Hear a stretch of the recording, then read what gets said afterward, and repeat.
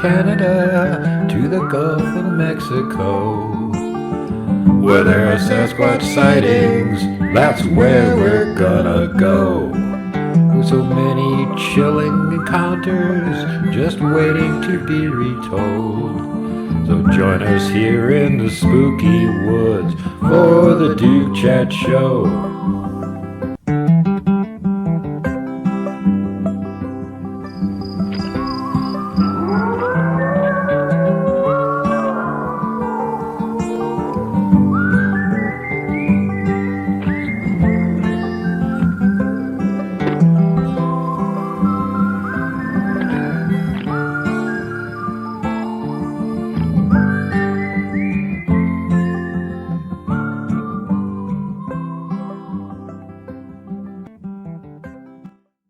And we're back again with Duke Chat, and today in the chatting chair alongside me across the table, somewhere near the campfire, wherever it is that you think we're at, it's Stephen Hill, the South River Sasquatcher. As you can see, he's representing for Boggy Creek and Falk Monster Boggy Creek. Yep. Keith Crabtree's probably lurking in the background there somewhere. We're going to mention him here shortly. But Stephen hasn't been on for a while. The last time he was on, we actually did a show about history that if you guys didn't see it, it's because it's on Rumble, and you should go see it. You will laugh muchly. Yeah. But this show is kind of straight up Bigfoot report because, as y'all know, Stephen is one of the best field researchers out there running around finding stuff on a regular basis. Also works with William Lunsford and some of the other big names down in his area, and has been doing it for quite a while. We've had him on the show before. So it's time for updates, and he has some stuff that's happened right along with him in his research area, and also he's got some other really cool reports from the area. And so with that, Stephen, welcome back to the show. Thank you for having me again, Duke. Good to be here. Yeah, it's always great having you here. Last time I saw you, we were over in Nebraska. Yeah. That was a lot of fun. Yep. It was great to get to meet you in person. And Robin, Blaine Tyler was there, Christy Sy. A lot of people I never really thought I'd ever get to meet in person. And lo and behold, they come to we all happened to be at the same conference, which was really, really nice. And I shot some video at the very end when we were over at the bar and grill having steak and drinking beer or whatever everybody was drinking. And so we had the whole crew in there. So I walked around to the camera and filmed that. And Stephen filmed it too. So you'll get to see both those pieces of video at the end of the upcoming Inevitably Finding Bigfoot Part 2.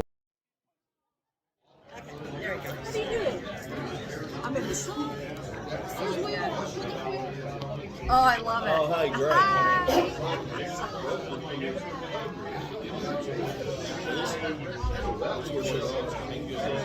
Yeah, it does.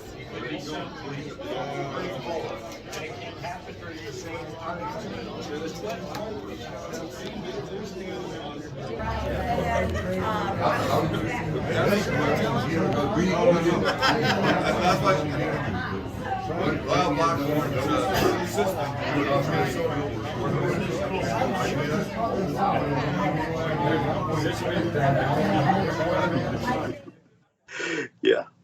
So there's your co-filming credit right there, Steve. There we go. And sequence co-filmed by Steven, who was also there. The only thing that we didn't get on there that would have been freaking hilarious, like I was telling you, I was sitting at the table with Viking, Blaine, and Forrest. And Blaine's trying to take selfies with everybody. And Forrest didn't want his picture taken. And Blaine goes, well, who am I going to take my picture with? Well, right behind him, there's this giant ceramic Bigfoot. Yeah. And in its arm that's forward of it, it's holding a trophy that says World Hide and Seek Champion. And his other arm is back behind it, like in a Patty pose from Patterson Gimlin film, right? So he's got that arm right there behind him, and he goes, I guess I'll take a picture with you. Takes his jacket, throws it on its arm so it's holding his jacket, and he goes, hold still, loser.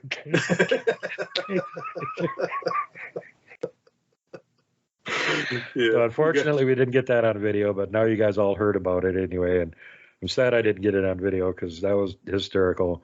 For those of you who haven't met Blaine, he's freaking really funny. Yes.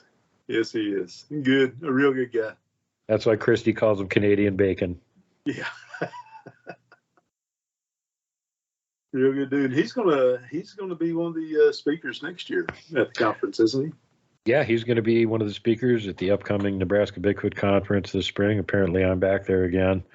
Robert Kreider, Sibylla Irwin, Blaine Tyler. So should be pretty cool. I'll probably be showing inevitably Finding Bigfoot 1 there because it was filmed there basically right before the conference the year before. And they have this gigantic, huge screen, HD screen on the stage where they're presenting this year. It's brand new and it's way huge. Right. Yeah, it'll be at a new venue. So people will actually be able to see it and hear it. Is my point. Right. Not like some of these cobbled together things at some of these conferences you're working at. So at that point, I'm glad that I got something good to show them. But the last 2 years I was there, followers of my channel probably know, I just showed compilations of all the video that I had got. So I didn't really talk a lot. It was just like, well, here's this video. See him moving around there? Yeah. Popped his head up and popped it back down. Yeah, if there's another one right here, you probably didn't notice, but yeah, there's that one. Right. Same thing with Blaine and his Bigfoot girlfriend. That was hilarious. He put that on his channel too. So we were going, ooh, and then coming back to him from the woods. Yeah, that was good. And there's times it's regrettable, the times that missed opportunities that I've had, and I'm sure I know many others have had missed opportunities as well. And I think it's going to be like what William says. It's Murphy's law of Bigfooting. Just sometimes, it's just if something can go wrong or something, you have a chance to mess something up, you're going to. It's just going to happen. For sure. So. And sometimes you screw up and then get them on camera because you screwed up, and that's really nice when that happens. Just flail around mindless, use their camera, film everything all the time. Where you're walking along, just go and film behind you all of a sudden because they're right back there watching you. Yeah.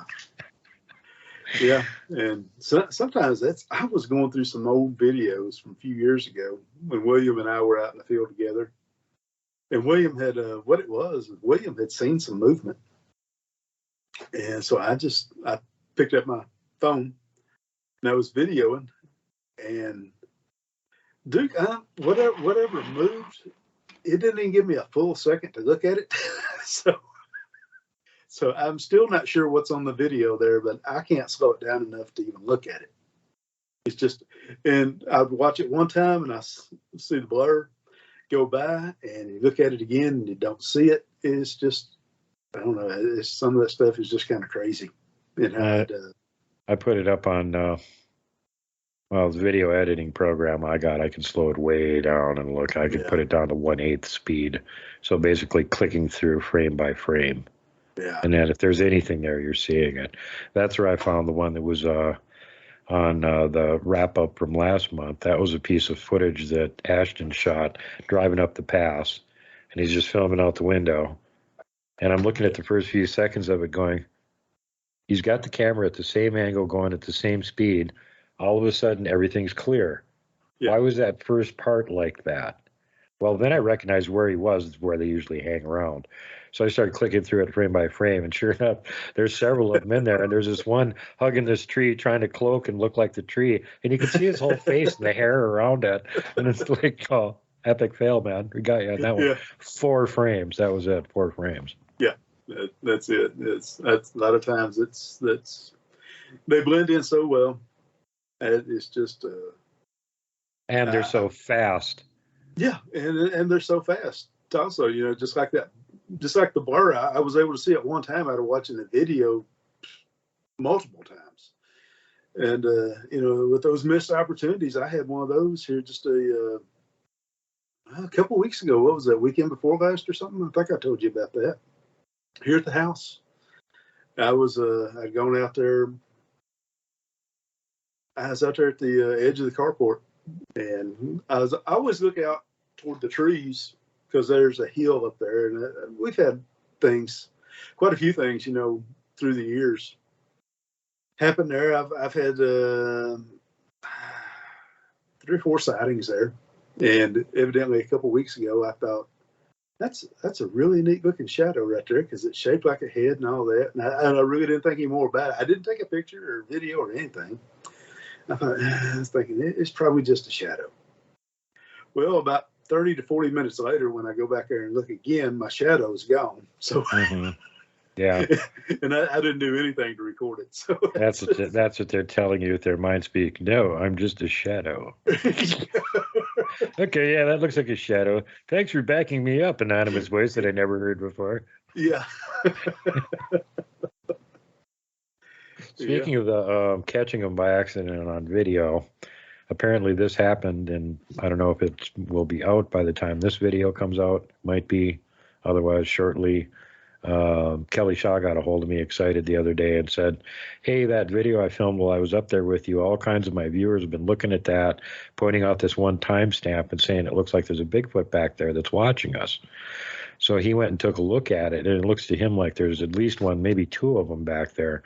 So he's going to put that on his better software to do some more processing on it, zoom in on it, see how much he can get. But the point of this whole thing connected to the camera thing is some of the researchers that have been at this for a while, like Bob in Germany and some of these other guys, have figured out that if you put your camera so that it's running at a higher speed, and I think Kelly said he had it running like 56 frames per second or something like that. So he got like 220 frames to look at of this object as he's going past it. That's a really good idea. Yeah, the bad thing is it gobbles up the memory faster. Yeah. But if you're only shooting little short clips, if you get anything and it moves, you can have so many frames you'll catch it. Right. Yeah.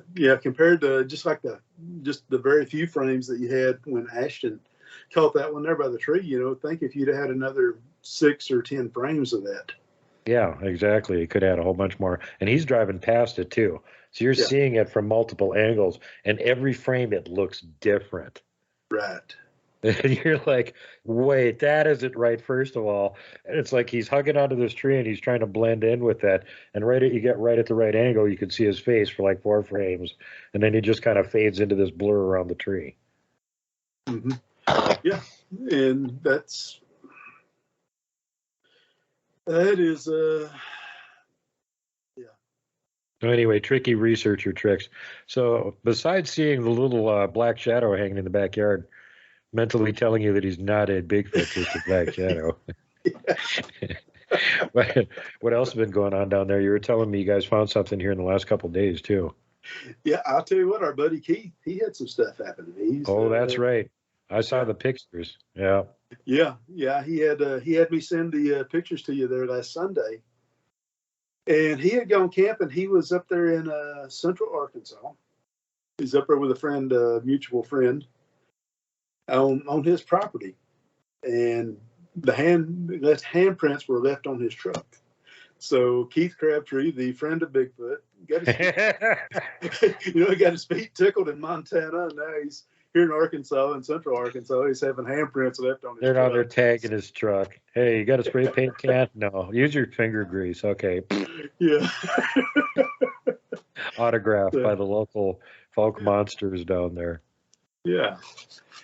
So that has happened. And this week, William sent me a picture the other day off I think it's off the Spy Point.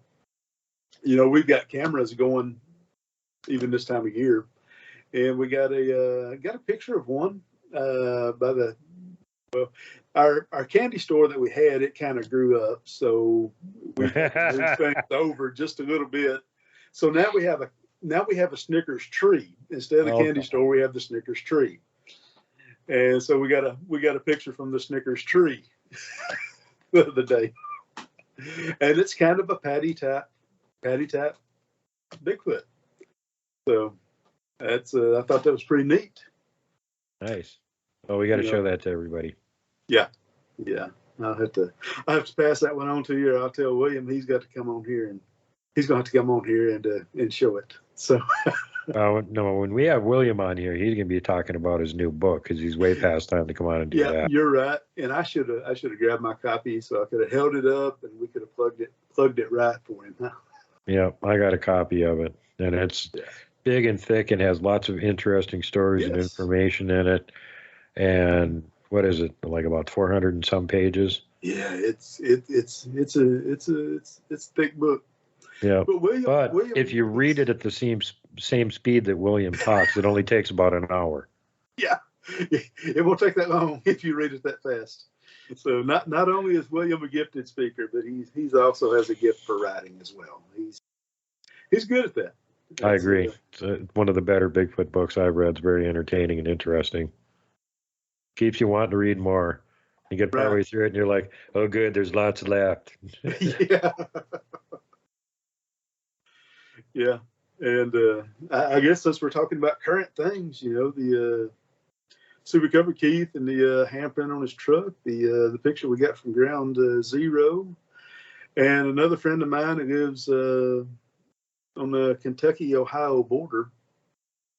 Within the past week, they were it's interesting, you were talking about finding Bigfoot in a subdivision. Well, I have another encounter that actually comes from a subdivision in the eastern part of the country. And I guess Ohio is kind of the Midwest. Huh? So it's what they saw, what he told me. I talked to him last night. He was describing that to me. Was at first they were out there catfishing, and they had a gas fire, and they got to noticing something on the other side of the pond. So they turned off all the lights, killed the fire, and they could still see this white-looking thing walking around. And he said it walked like a deer, and it moved a little bit. And as it moved a little bit more, he said to him it kind of looked like it started moving more like a cat. And he talked to his neighbor again about it, who was out there fishing with him, his neighbor and his wife. And she told him that at the end, before it disappeared, she was pretty sure that it was up on 2 feet moving around. What the bleep? Yeah. Now, this is in northern Kentucky, southern Ohio, is where this took place at. Near a big city. Yep. Yeah. I don't know. I'll let everybody else try to figure out what that is. My guess is not something I really want to walk up and try to shake hands with. Yeah, it could be one of those rake thingamajiggies. Yeah, that's kind of what he was wondering about. That's what he was thinking, kind of a rake. I was thinking maybe some type of a skinwalker or something like that. I'm not sure. Could be. I mean, it's hard to tell from the description if you had it on video where you could study it and see if it was just the way it was moving around was making it seem like a different animal, or if it was, actually shape-shifting, then you got a skinwalker. Yeah. And this could be the rake, because what pictures there are of a rake, it's kind of a white-looking creature of some sort. Yeah, skinny, limbs too long, and usually seen moving around on all fours. Yeah, and that's how they described this, moving around on all fours. They killed all the lights. They were out there, and it was in complete darkness, and they were still able to see it moving around. It was some kind of a white-looking color moving around. Wow. Now, that is just a crazy encounter to me. I hope they had some defense there so that they wouldn't have to be, worried. Yeah. Hopefully they had a wide pond. but still, I mean, knowing that's moving around, I guess we all just get used to things. It's just like those who go camping. They'll get used to the idea of the neighbors may come through the camp. they may come pick up the pork chops or something. Mm-hmm. Yeah, it's like when they see my camping gear and they go, I can understand where you're bringing the chainsaw with, but what's the flamethrower? And I'm like, well, I suppose you could use it for starting campfires. No, they're both for keeping cryptids away. That's what I'm using that. Yeah. It's something the Bigfoot tell us about that we need to be aware of. That's for them. Yeah, if they tell you not to go there, then you probably shouldn't go there. Yeah, heed the warning. Now, what amuses me is that they actually, well, at least the group down there in Louisiana where Christy is, they have a word for monster. And I've showed Christy pictures of stuff, and she shows them on the cell phone, and they say that word. Really? So, yeah, you got to wonder what exactly qualifies as a monster, and their perception is a monster. You know, if they don't know what the hell it is, or if they know it's a monster, it's a monster. Right. Yeah, it's really with today's technology and everything else that's out there. Who knows what may be made in a lab or whatever, and is being released now. I know that may sound too far out there for some people, but man, I don't know. I'm not looking past things. I had multiple guests on my show talking about a possible link between covert GMO construction of them and some of the dogmen that are running around. Yeah. And links between them and alphabet agencies. Right. Yeah, because if you listen to Robin will tell you, that the Bigfoot have a name. It's just kind of a catch-all name for the new stuff that they don't even know what it is. Yeah, it's Micaiah. Yeah, Micaiah. Which again is interesting. There's those multiple classifications. They in those terms they think of things somewhat similar to the way we do, because they do have catch-all classifications. Like they have a name for human, they have a name for every animal. They got a name for, I don't know what the hell that is. That's Micaiah. Yeah. And they got another name for monster too. So that's a separate thing. Maybe they do know what it is, and it's a monster as far as they're concerned.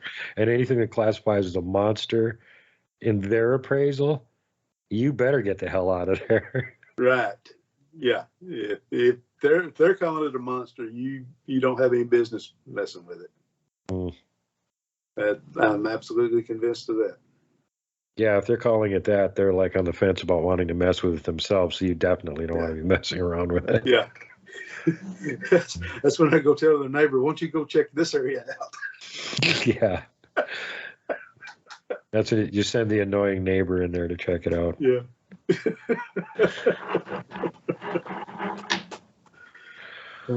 Some scary stuff. So yeah, you said you had, obviously one of the things we haven't gotten a chance to talk about very much having you on here was just the general reports and stuff that siphon into you guys all the time. And I talk to you pretty regularly. I don't get a chance to talk to William quite as much, but I know when I was regularly, the same thing was going on there, where it's not just the stuff that you're doing, but you guys are getting reports from other people all the time too. Yeah. And this break report was a good example of one of them. Right. Have you got any other stuff first off, is there any other stuff that you guys have been up to that you wanted to share? I really haven't been up to a whole lot here lately. It's finally turning summertime here. We're in the high 90s now, and this coming week we're going to be hitting triple digits. And honestly, when it's that hot, I really don't go out there into the brush. I just don't. It's almost fire season here, so same thing. We've had 2 weeks of temps right around 100 degrees and no rain, and windy and dry. Yeah, I guess while we're talking about new things, I want to go ahead and make everybody aware of it. Next year, there's going to be a total eclipse. In the place where it's going to be the best is in Southwest Arkansas. So I'm going to try to. Is that somewhere near where Falk is? Yeah. Oh, okay, cool. So I'm going to, you may have to remind me to go put audio recorders out, because I'm really interested to see if they do any vocalizations during an eclipse. That would be kind of something that I would like to put mics out. We should be having a Bigfoot expedition there and be sitting there camping while it's going on. We can film the eclipse and get the reaction of all the animals. Yeah, because whenever you have a total eclipse, that's going to be pretty neat. And I know with the Bigfoot in the in one area that William and I actually call the dark woods. We call it the dark woods because there's no light pollution whenever it's completely dark and there's no moonlight. It's very, very, very dark. Yeah, people could get the full effect and understand why we call it the dark woods. Yeah. But the crazy thing about it is in August and September when it's very hot, that's where we can go have activity. A lot of water in the area, spring-fed water. It goes through the area, so there's no good reason for them to leave. They don't have to. Yeah. And I mean, if they can deal with the water moccasin, the copperhead, the rattlesnake, the alligators, and everything, all the mosquitoes, deer flies, sweat bees, and everything else that's down there. Yeah. They can deal with it, then yeah, more power to them. I guess they've learned to. They've adapted. Yeah, they've been living there for generations and generations and generations, and I'm sure they got used to it. It's probably one of the reasons that the ones in the south don't tend to be as big as some of the ones in the north because of the body heat. Yeah. They don't have predators big enough that can threaten them, really. They don't need to be all that gigantic. And the more gigantic they are, the more they are just gigantic heat conductors. They can like overheat unless you're sitting in the shade all the time. Yeah. Yeah. And it's a person would be surprised how cool it is on a creek bank, sitting under the shade of a big oak tree or something. Yeah. And that's one of the reasons they hang around in the swamps and around the waterways and the bogs and the marshes and all those kind of places. Water supply, food supply, cool. Humans don't like walking around in swamps, so we don't bother to go in there looking for them. Nope. So they can easily go find a little island in there and hide from us. Yeah, it's it was back earlier this year when it was still cool weather. We went out with some friends, and the area that we call the dark woods.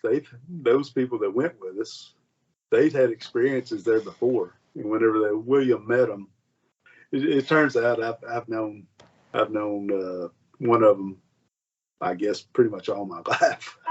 I just didn't know that person had an interest in this subject. Huh.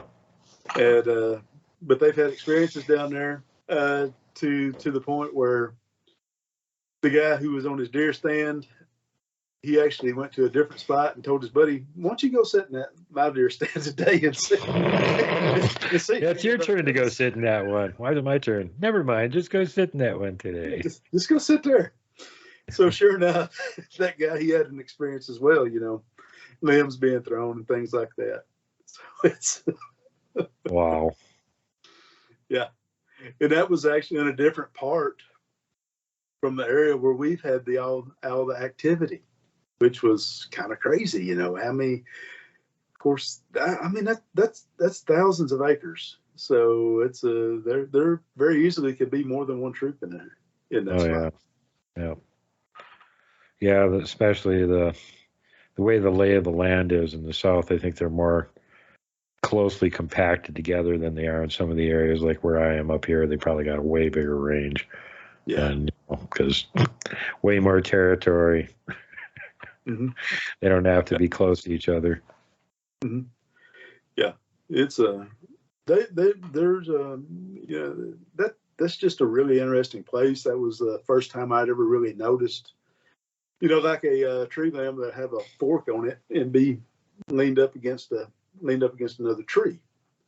That's the first place I really noticed that as far as markers and stuff. Mm-hmm. Yeah, and then you start seeing it all over the place. They like to use those forked trees and forked sticks and stuff in construction and everything. Mm-hmm. Yeah, but when I first got to noticing it, we were driving through the area years ago, was about every 100 yards or so, you'd see one of those. You'd see something that would give you just a small hint that they're in the area. So, just a small hint. Yeah. trees twisted around each other and things like that. Yeah, 40-foot teepees, stuff like that. Small hits. Small hit, you know, an X that's 30 feet up in the air.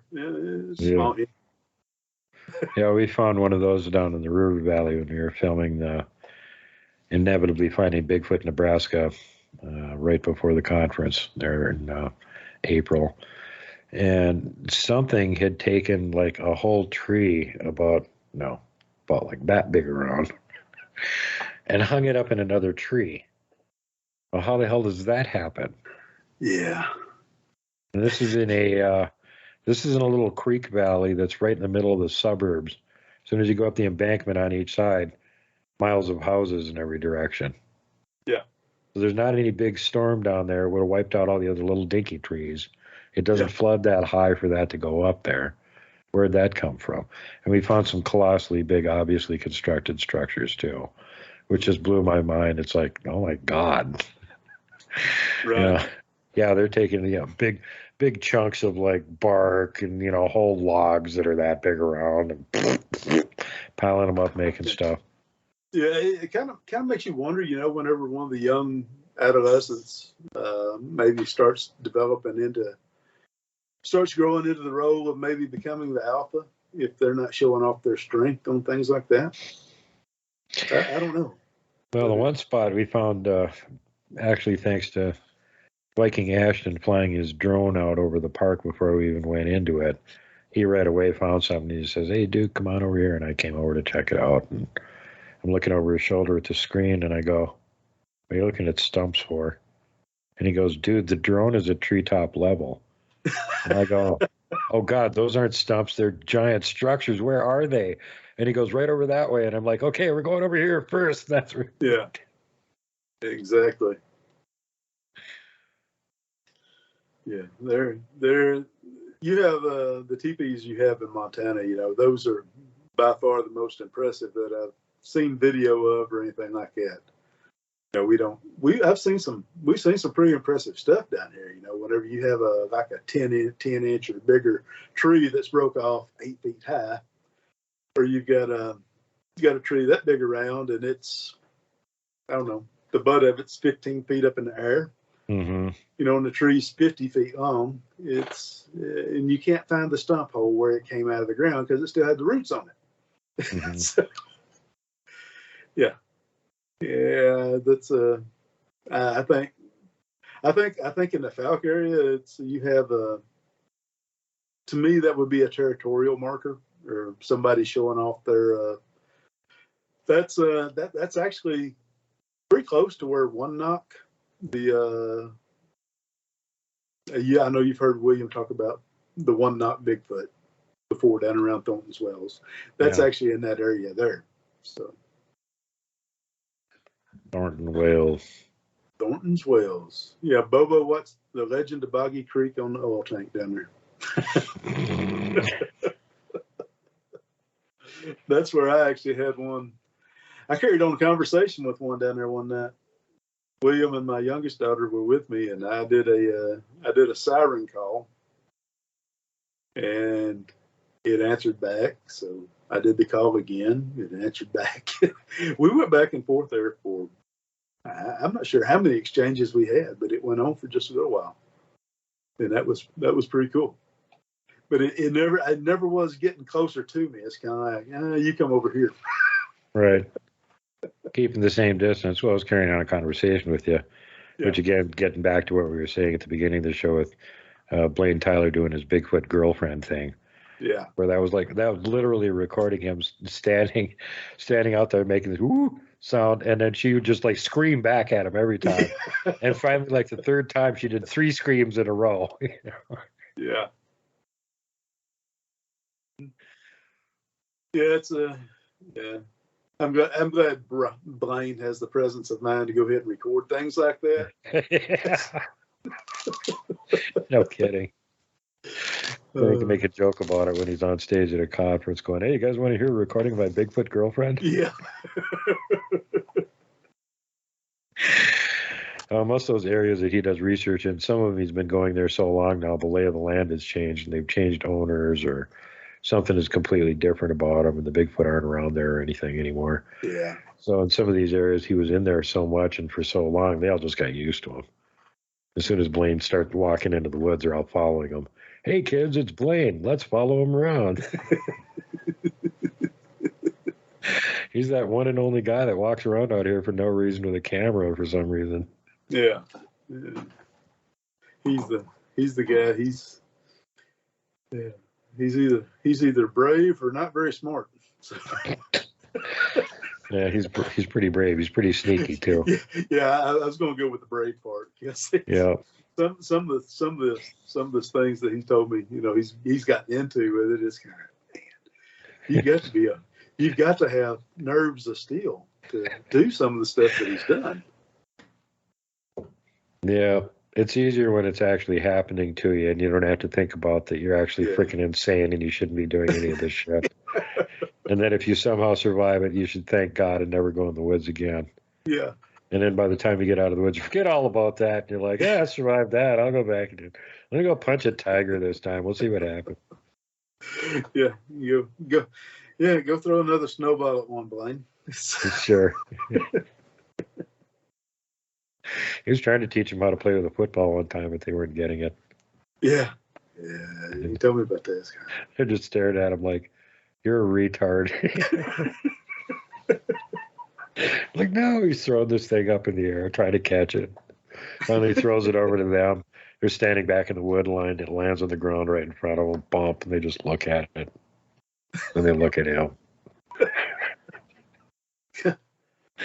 What is wrong with you? And he's like, come on, throw it back to me. Well, you got to give him credit for giving it a try, And one of the other guys on the Inevitably Finding Bigfoot team, that's one of those, I'll give it a try in the name of science guys. That's Richard Soul from Knox Giga's project. And he was out with Barry Webster and the other guys up on the reservation with the Red Squatching team. And they've got this big angry one about 40 feet down the trail from them. And he's making a racket and growling and stuff. And in between, about halfway up, there's this really thick hardwood tree. And there's bushes and stuff on both sides.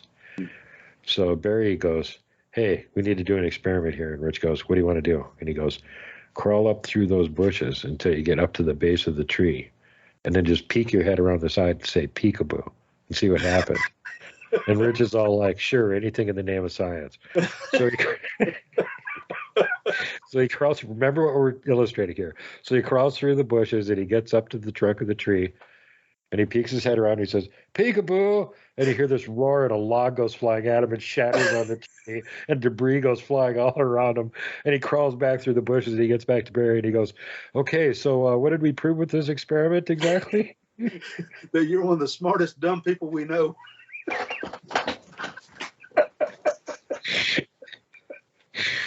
This is an example of what makes the good researchers because they're borderline crazy and they take crazy chances, and that's why they get amazing stuff.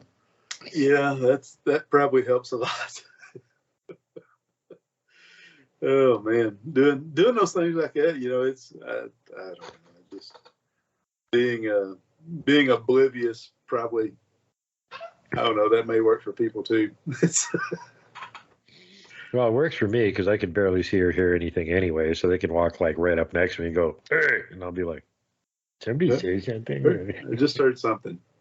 Yeah, thought I heard something. Yeah, that's always interesting. Whenever you go into an area that is an active area, and whenever you first start in the woods, you get the tree knock. And it's kind of like, oh, there they are. They're here. I did not sneak in.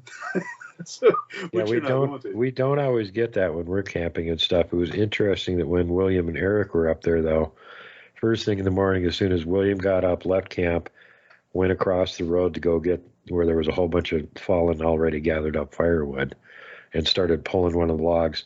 And as soon as they could see him from the far side of the slough, pop, really loud and obvious. We can hear it in camp. Yeah, everything's dead still. Yeah, so those things, that happens, and it's course, we're not trying to convince the people who are tuning into World Bigfoot Radio. Most of them have had their own experiences anyway. But that's a type of thing. I mean, no, it doesn't always happen, but there have been times, whenever I go in alone, because I'm wanting to just, I have time or whatever, and of course, I grew up in this area, so they're familiar with me, and I guarantee if they had ever wanted to get me, then they've had plenty of opportunities in 50 plus years to do so. So they probably told every group within 100 miles that it's strictly hands off. Because if anything happens to you, the Snicker tree doesn't get restocked anymore. Yeah. And they know it. Yeah. And they want their damn Snickers. Packed with peanuts, Snickers really satisfies Sasquatch. Yes. Yes, they do. I know we're just kind of joking, but I actually hear this over and over again from people that leave them food that they want and whatnot, and they're like, that is one of their most preferred things. Yeah. Reese's peanut butter cups, Snickers. I just give them chunky peanut butter because I don't want them to have all that extra sugar that's going to rot their teeth. Right. And that's mainly what they like anyway. Yeah. So with the Snickers, I mean, that's I remember when I was young, I had to take the hunter's education course. So we went through some survival stuff with that as well. And that was one of the things the instructor told us, that said if you are low on energy, you need a burst of energy, whatever, said get a Snickers. It's got the peanuts and all that in it, and it's going to. Yeah. All of a sudden you're hyperactive. It probably gives them superpowers too. And they can run away and get blurry or even friggin' faster than they already can. Then you got like zero chance of getting a picture of them at that point. Yeah. What was that blur that just went across that 100-yard field? Bird? I don't know. Yeah. It's kind of like the was it Walter Johnson? He was the guy that could throw a baseball so fast that they actually moved the pitching rubber back. Moved it back to 60 feet 6 inches for Major League or something like that. Yeah, and I remember hearing the story, of course, back before television. And the announcers were talking about how fast he could throw. And there was debate, up there in the press box, that was it a ball or a strike? Said, I don't know, but it sounded fast. It sounded fast. That's kind of how Bigfoot is sometimes. It sounded fast. Yeah. I can't remember who was telling me they had one playing peekaboo with them. And they were looking out from behind a tree at him. And then they ducked back so fast you couldn't even see them move. It looked like they vanished. Yeah. And they'd be back behind the tree, and they'd slowly peek out again and look at him. And then they just vanish. But they were actually moving back behind the tree so fast his eyes couldn't even pick it up. And after like the third time, he got the feeling that what it was doing was going like, want to see this trick again? Watch closely. Same thing. Friggin' gone so fast he couldn't even see any movement. Yeah. That's crazy to think that they're the size that they are and they can move like they can. That is just it's hard to wrap your head around it. Yeah, and all these guys that are, macho commando, I'm the toughest thing in the woods, get over yourself. Yeah. That is not factual. Yeah, you're not the top of the food chain out there. You got probably a couple things that are tougher than you, especially if you don't have a gun with you. Yeah.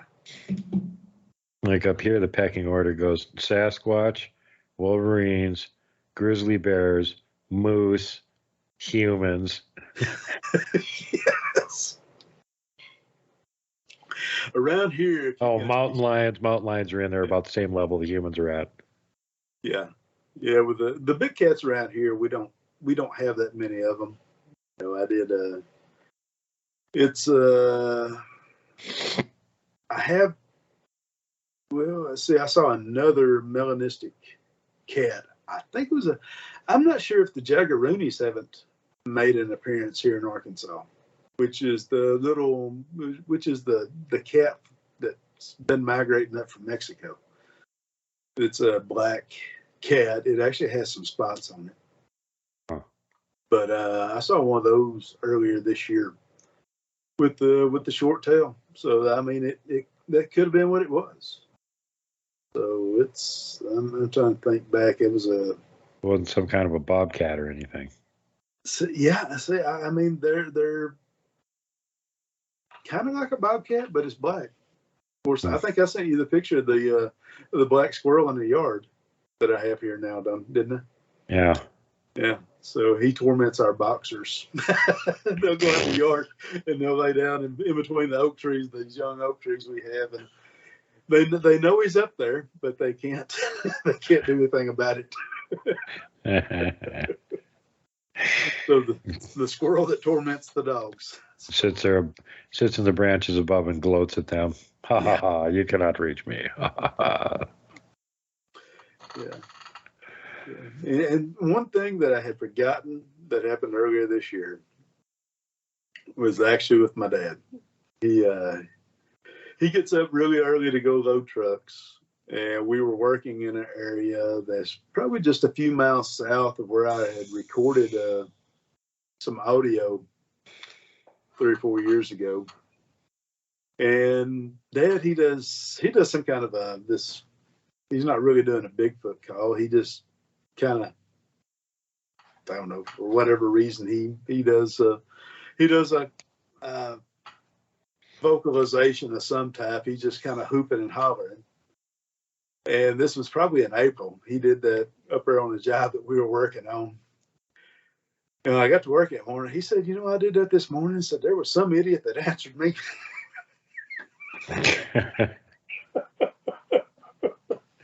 I said, Dad, you realize we're about 6 to 8 miles from the closest house up here, don't you? Yeah. Just some random idiot out walking around in the woods. Just some random idiot walking around at 3:30 in the morning. Yeah, happens all the time. Happens all the time. Maybe that is what happened there. Yeah, but oh man, yeah. You can think that it was another person, but it was a different kind of people that answered you there. So. Mm-hmm. Well, did you have any other reports from down there? You told me you had one from like around the 1960s or something. Yeah, I need to tell you about that. This was that's what I'm thinking. It was probably from the 1960s because this man, he passed away probably in the 90s.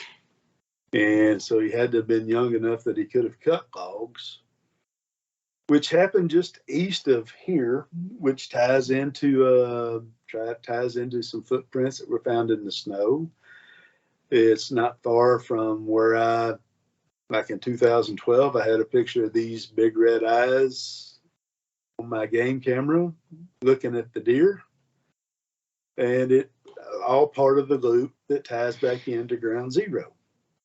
So this was in the 60s, and Shannon, I'll go ahead and say his name was Shannon. He was cutting timber, and he had just cut a tree down. And whenever he raised up, when he looked up, he was having a stare down with a Bigfoot. I'm not sure how close they were. Close enough for Shannon to know, who was about 6 foot tall, that the Bigfoot was a little bit taller than him. So it had to have been a young one. So it was probably around 6'6", 6.5 feet or so. And it had black, wavy black hair from his head all the way down to his feet. And they had to stare down for a little while. And finally the Bigfoot walked away, is what happened. And during this whole time, he had his chainsaw running. He never did kill it while he was having to stare down with the Bigfoot. Yeah, we were talking about this earlier, and I said that's one of the most deadliest weapons you can have is a running chainsaw in your hands. Yeah, absolutely. So, and later on, whenever he told somebody, he said, ask him, said, what were you going to do if that thing came toward you? He said, well, I was going to get him with the chainsaw. He was going to get a gut full of chainsaws, what he was going to get. Yeah. But he was one of those guys, he wasn't going to lie about it. And he told a few people about it, and more people found out about it. Well, people started making fun of him. And he quit telling his story. But that right there was something that happened just a few miles east of where where I live at, that many years ago. There have been other sightings taking place around here. The waterways, and in between the waterways is kind of the hot spot. It's another guy that I know actually went to school with. He was on a deer lease that I'm on. I sent you a picture of the broke tree that was snapped off about 8 feet high, a while back. It was actually on the same property years ago, where this guy, he was walking into his deer stand one morning. There was just enough with daylight where he could silhouette things, and he saw somebody standing there by his deer stand. And he yells out, "Hey, what are you doing?" And this person that he thought he was yelling at takes off running towards the river in the dark with no flashlight or gun. Oh, God. So I guess if that was just a person, I don't know. That great night vision. Yeah, somebody with great night vision, because once you got away from where the deer stand was, you get in the woods, it's, yeah, you better have some night vision of some kind. Good Lord. Can't imagine that. In the 1960s, when I was a kid, we used to heat the house during the winter with firewood. Yeah. So I can totally relate to being out in the woods where there definitely are Bigfoot, running a chainsaw and thinking, oh my God, well, I'm not paying attention, sawing a log. What if Bigfoot walks up here or something? And then I always had to remind myself, I got one of the best hand-to-hand weapons ever invented, running right now. Don't need to worry about it. They're going to have to lob something at me. Yeah, don't throw the chainsaw down and run. Stand your ground. Yeah, use the chainsaw. Play Cat Scratch Fever by Ted Nugent with your chainsaw. That'll impress the Bigfoot. Yes. Yeah. But that's some interesting things. It's going on around here. I've in the past, I don't know, probably 9 months anyway, we've found out about another guy who's actually had a sighting really close to our ground zero area, the area we call ground zero. I know other people who've heard vocalizations, things like that. It's all the stuff, it's continuing to happen. So they're still in the area. They're just dealing with the heat like the rest of us now. Yeah. Speaking of updates, one from my area here is those of you that caught the episode from last month's wrap up where I was out in the field with Kelly Shaw and Jenny Higley. Well, they found, like I mentioned earlier, a probable Bigfoot in their video. But the other thing that made Kelly want to take a look at it is that they had just heard whoops. And a few minutes before that, we had been down this other trail where they found those 19-inch track craters going up that ridge. 2 sets of them, right? So we went back there a couple weeks ago. I think it was, it wasn't this week, it was last week. And we walked down the same road because I wanted to show Johnny, my research guy that was with me, where they had found these tracks. Because it hadn't rained. They're still there. A little bit more filled in. Some wind blew, some gravel slid down, but they're still there. So that was pretty easy to find. And then as we're on our way back up again, I'm watching the embankment now, and about 100 feet further up that old abandoned road, there's another track line going up that embankment. That's happened since I was there with Kelly. Really? In between, because we would have seen it. We're all blown away by that. We're watching the embankment walking back up. So here it is, a couple weeks later, there's another track. Like, guess what? 19-inch tracks, huge craters, just like the other ones back here. Same individual, only he's going up this embankment this time. I had Sushi, the Wonder Dragon, with me, so I put him in one of the tracks so you can see how big the track is. It's a crater. He had a great sunshade on both sides. Yeah. So that's at least Sushi didn't ball up on your head. So I guess you were safe that time. No, he's all good with it. Well, he's never, I don't know if he's, he usually doesn't hike with me. He doesn't like hiking very much because he's got an injured left hand, so he can't hold on to things very well. Oh. So it's really tough for him. He tends to fall off. Yeah. And he wants to get down and run around on the ground anyway. Yeah. So, yeah. I was just at the local gaming store earlier today. I need a little container of paint to paint miniatures with. And I saw they had a sign on the door that said help wanted. So I walked up and the main manager's there and I went, hey, Sushi the Wonder Dragon wants me to get him an application so he can work here. And she took me seriously. I go, he can't do much of anything other than sit on the counter and look really cool and attract more people to come in and pet him. You can't really help with anything. Yeah. She goes, well, I could still hire him for like a couple days a week. He could just come in here and sit on the counter and look cool and get more people to come in. Yeah. Let Sushi be the greeter. Oh, he's such an attention hog too. He would love that. He'd be all over that. That would be the best thing. More people petting me, awesome. Give me treats too. I am your new overlord, Sushi the Wonder Dragon.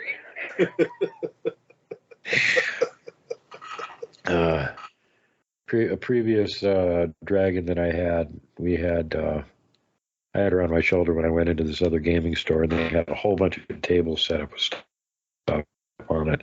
One was they had this whole ruined city. I think they were using it for Warhammer 40K or something, but it was all like Gothic ruins and big piles of rubble and stuff.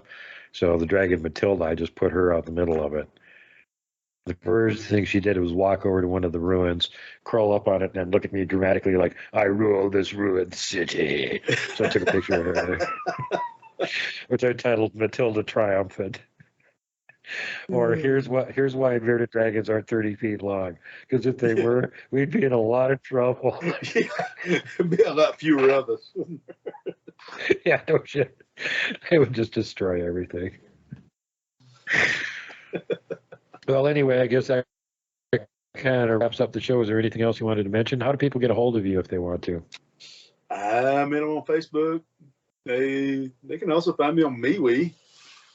We're friends. Facebook and MeWe under Stephen Hill. Yeah. Sure can. And of course, you'll be seeing him on more upcoming shows in the future as we get a chance to update things. It's right down season for those guys right now, so where it's the middle of the get the hell out there and do something season for us. Yeah. So because we only got 2 months left, and then it's no more Bigfoot season until next year. Yeah, it's gonna be a couple of months before it finally starts cooling down enough to start getting really active here. Of course, I say that, but September, William and I should get active again. All right, everybody, be nice. Don't throw donuts to Nessie. Don't poke Dogman with a stick. All the other stuff. Don't hug the Wookiees.